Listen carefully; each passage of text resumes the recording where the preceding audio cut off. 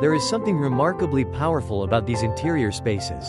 They may not depend on enormous floor areas, dramatic proportions, or excessive decoration, yet they create an immediate sense of openness, depth, and freedom.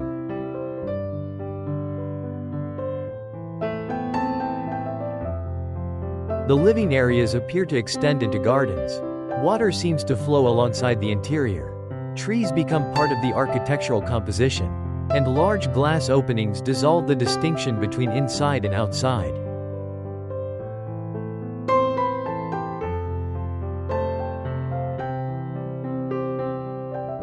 The interesting question is, why do these spaces feel so much larger than they actually are? The answer lies not simply in the size of the rooms, but in the way architecture controls perception. These spaces are carefully designed so that the eye does not encounter a clear ending. Instead of stopping at a wall, the gaze continues through glass, across water, into vegetation, and toward another layer of space beyond. In a conventional interior, the boundaries are immediately understood. Walls define the room, the ceiling establishes its vertical limit, the floor establishes its horizontal plane. The eye quickly recognizes where the space begins and where it ends. But in these interiors, those boundaries become deliberately ambiguous. Glass replaces solid walls, courtyards interrupt the building mass, water extends along circulation paths, trees appear directly beside dining and living areas.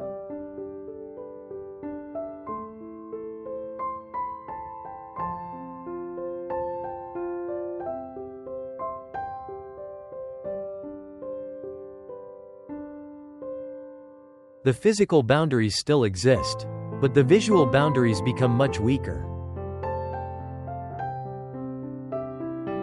This distinction is crucial. Human perception does not experience space through measurements alone. We constantly interpret our surroundings through visual depth, perspective, light, movement, and the relationship between objects. When the eye can travel farther, the mind tends to interpret the environment as deeper and more expansive.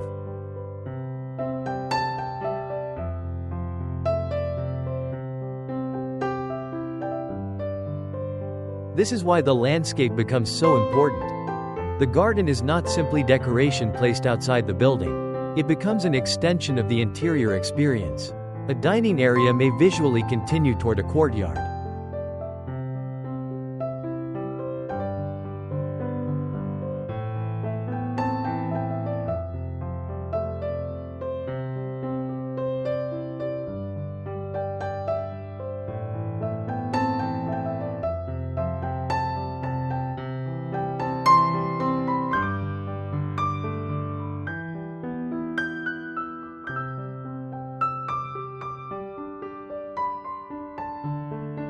A living room may open directly toward a planted garden. A circulation path may be accompanied by water and stone. Instead of experiencing these elements as separate zones, we begin to perceive them as parts of one continuous environment.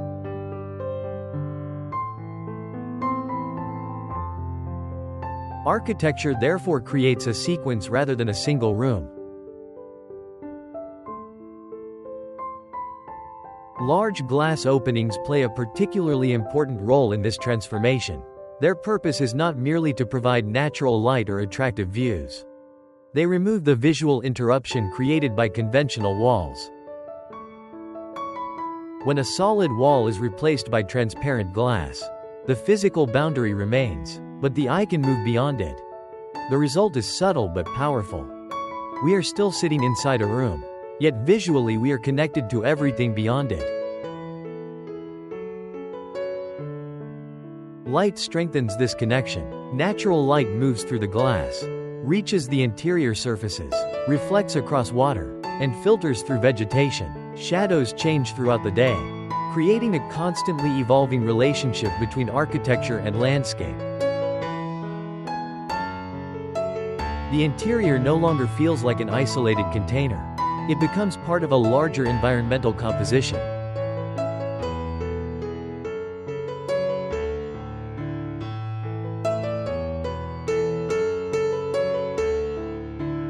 Material continuity contributes to the same effect. When stone, timber, flooring, or other architectural surfaces visually continue from one zone to another, the transition between interior and exterior becomes softer. Instead of seeing two separate spaces, we begin to read them as a connected sequence.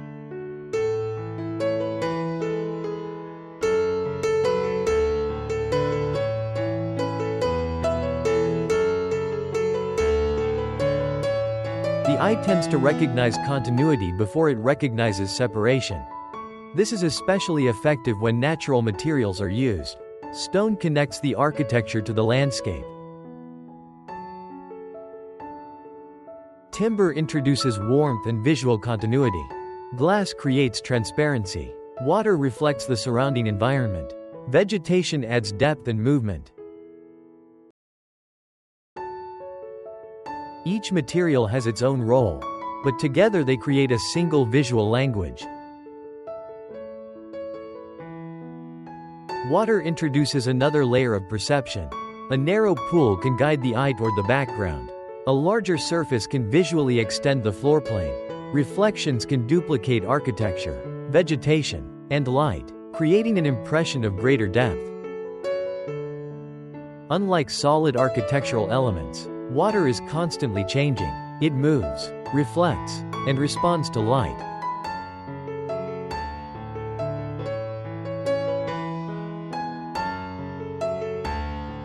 This creates visual uncertainty, and visual uncertainty can make space feel more expansive. But perhaps the most sophisticated element is the visual axis. Good architecture does not simply provide a view. It carefully determines where the eye is going to travel. A doorway can frame a tree. A corridor can lead toward a courtyard. A dining table can align with a water feature.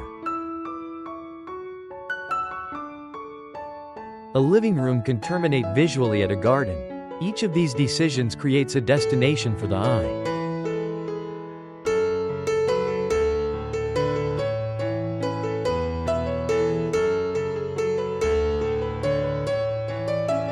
The viewer is not simply looking at a beautiful room.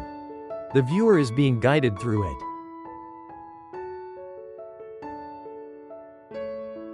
This creates layers of foreground, middle ground, and background. A piece of furniture may occupy the foreground.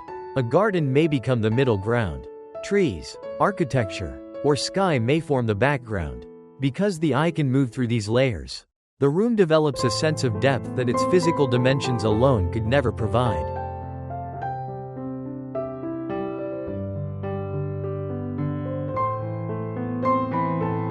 And this is where spatial design becomes human experience. When the boundaries of a room are visually softened, people often feel less enclosed. The body remains within the architecture, but the mind is allowed to move beyond it. The landscape becomes part of the psychological space.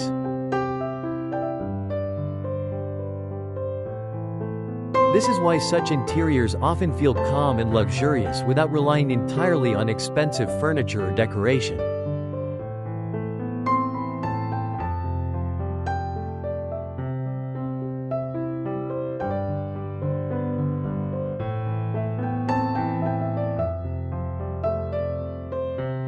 Their luxury comes from freedom of perception.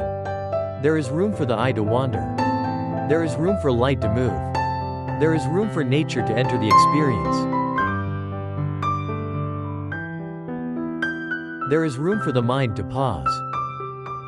Ultimately, these spaces teach us an important lesson about interior architecture. Spaciousness is not always a matter of physical size.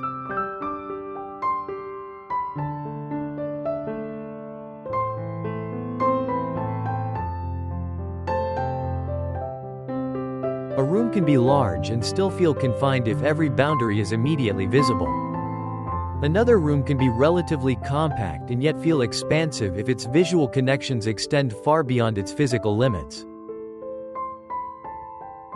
The real design opportunity lies in understanding the difference between measured space and perceived space.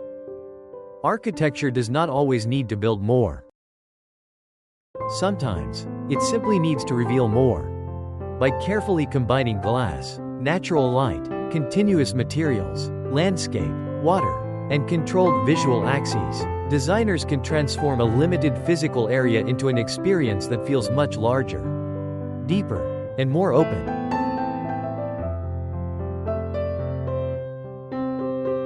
Perhaps that is the most beautiful idea behind these spaces.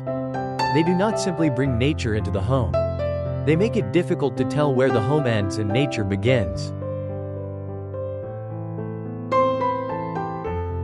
And perhaps that is when architecture becomes most powerful, not when it creates the biggest room, but when it gives us the feeling that the world itself has become part of the room.